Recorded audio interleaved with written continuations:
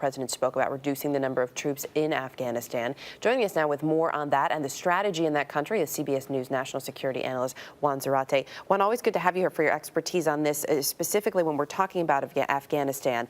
How does the death of Osama bin Laden change the U.S. strategy in Afghanistan, if at all? Well, Erica, the killing of bin Laden is a strategic moment, no doubt, but I don't think it changes the dynamics on the ground in Afghanistan.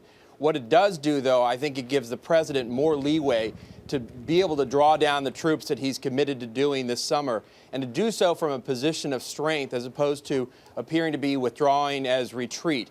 And so I don't think it changes the dynamics on the ground, the battle against the Taliban, the ability to train Afghan forces, but it certainly does put the president and the United States in a different light and in a different position of strength here. Does that mean, though, in just sort of reading between the lines, that the president could actually pull out more troops, perhaps, than were initially planned? I think that could be the case, Erica. You could have the president feeling a bit more secure about not only doing that politically, but also feeling better about our ability and momentum to actually go after al-Qaeda. Keep in mind that the U.S. is not stopping with the killing of bin Laden. We're going after other leaders. No doubt you're going to see other strikes and activities in the coming days. And so the president, I think, is feeling much better about the momentum we have against al-Qaeda. Even still, the fight that is happening on the ground there, this portion of the war on terror in Afghanistan, is the focus still firmly on al-Qaeda and the Taliban? I mean, how do you now sort of focus the resources?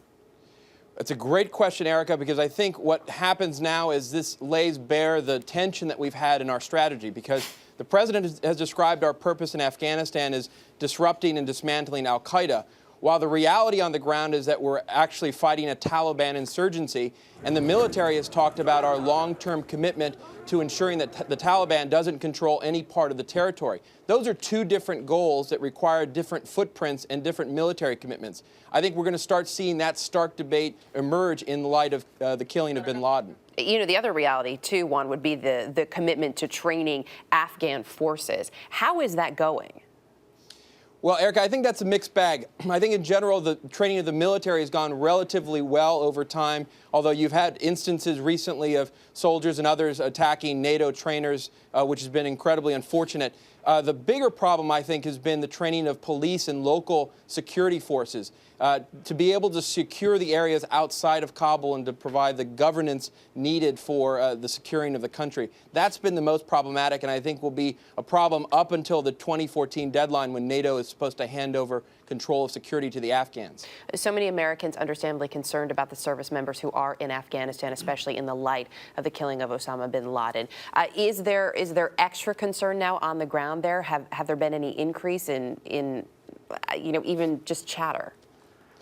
Well, I'm not sure that we've seen any evidence that there are increased threats yet. I think we should assume that some passions will be inflamed, some attacks may be accelerated. But in general, I don't think we've seen anything yet to suggest that there's a threat coming out of the killing of bin Laden. Juan Zarate, good to have you with us as always. Thanks. Thanks, Erica.